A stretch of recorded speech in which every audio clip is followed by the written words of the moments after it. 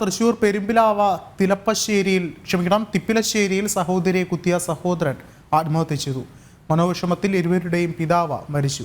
ഇന്ന് രാവിലെയായിരുന്നു സംഭവമുണ്ടായത്. സ്വത്ത് തർക്കമാണ് ആക്രമണത്തിന് കാരണമെന്നാണ് നിഗമനം.